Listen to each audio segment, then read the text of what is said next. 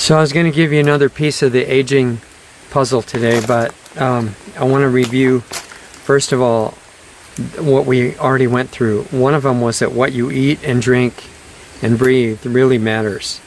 So you want to move your eating from one end of the spectrum, which is total junk food, toward more whole, organic, fresh food as much as you can, and then moving away from eating animals if you're able to. I know if you live above the Arctic Circle, it's a little bit hard, but it's really worthwhile, and it has consciousness effects that are beneficial for you to get. So moving in that direction, especially away from processed food, and eventually getting into more raw food, but whole stuff, not things with paragraphs of ingredients. That's not food. So that was one thing we talked about. Then the cause and effect issue, that if you see yourself falling apart and your body degenerating, it's not just happening, it's not because of time, which is one of the health teachers that I thought was really good about this. He said, time is not really toxic. Things happen over time, and then time gets blamed, but it's the things that happen, most of which were things that we actually did ourselves. So if you see your body degenerating, we've all made mistakes, and if we keep doing those and don't learn and correct those mistakes, then the effects gradually are cumulative and they build up, and they get blamed on aging and things like that, but it's much more specific. So we talked about cause and effect. It's not that just that you were unlucky or ran into the wrong germ or had bad genetics or whatever they're telling you that day. It's not like that. So the other thing that I want to add to this, and I'm just looking down because I'm actually standing on kind of an unstable little spot here, I'll try to be careful, is that one of the biggest causes of degeneration and health problems in general, and I think most of the medical industry actually agrees with this, is stress. And the thing about stress is that we have all these things going on around us, difficult situations and obnoxious people that are after you and trying to give you a hard time and things like that. Contrary to popular opinion, those are not the causes of the stress. The causes of the actual stress that tear down your body is our responses to those things, and that's a massive difference. In the beginning, there might be some resistance to taking responsibility and say, no, it's not my fault, it's those guys over there, they're being terrible and attacking me, or this situation that I'm in is really stressful. That's not actually accurate. And what's stressful to the body is our reaction to those things. So if you learn a level of relaxation to carry with you all the time, even in hard situations, then the physiological stress factor completely changes. And that's 100% in your hands. It doesn't mean that you want to be in situations and relationships that are clearly dangerous or really where you shouldn't be. But even when you are, before you can make those things better, you can totally change the stress factor all by yourself, anytime. And that's by learning this level of relaxation. And when you combine that, and I'm not talking about just sitting around meditating, I'm saying you can be digging a ditch or taking care of the kids or cleaning a bathroom or doing some really hard construction job or exercising or whatever. That level of relaxation is in the background, replacing what we've been carrying around all the time that's been tearing us to pieces, that's been generated by our own programming. There are ways to fix that, and they're all in your hands. So in the beginning, as I say, there might be resistance against accepting that, and it's understandable because it looks like it's other people and situations that cause the stress.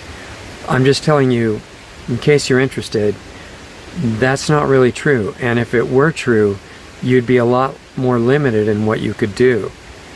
But it's not true, and all of it is in your hands. So that's one of the things we go into in depth in the meetings of Planetary Healing Club. So if you get interested in really doing the work to learn how to carry that stillness, which allows you to heal, to carry that with you in any situation, check out planetaryhealingclub.com. We'd like to see you there. And Lost Arts Radio is on Brighteon now too. So if we disappear, which is probably going to happen eventually, although we're trying not to, from the major platforms, remember to go to lostartsradio.com. Keep up with us there, where we end up and where you can find us, so we don't lose touch. While you're over there at lostartsradio.com, try to get on our mailing list. It's not really a newsletter list right now. We're not using it for anything. But if we get cut off from too many of our normal video platforms, if you're on the mailing list, we'll contact you by email and be sending you important stuff that way instead of in the videos or in addition. So you guys, I had to ask Doug what the links are to the new places that we want you to be aware of. One of them is our Brighteon channel, and I've been reminding people that we have a channel on brighteon.com, which is the new non-censoring website that we'll probably be able to stay on, which is great, started by our friend Mike. But I haven't told you the exact link, and Doug brought that to my attention. So here's the exact link. You might want to write this down.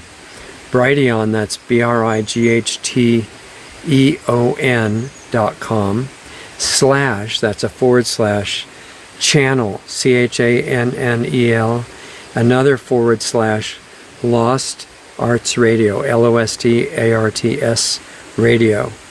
And if you keep hold of that, Brighteon's just getting started, so the more you can use it and watch our videos over there, the more it'll help Mike in that new channel. It's going to be something really valuable as time goes on. Hopefully it can stay permanent.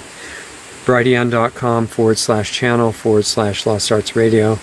We also got a Subscribestar account as of yesterday, and that's kind of neat, because if anybody wants to help us stay on the air and support our work and support our nonprofit research institute, it would be deeply appreciated. And Subscribestar.com makes that easy, and the page that you go to that has that link on it is Subscribestar.com. That's SUBSCRIBE.com / Lost Arts Radio.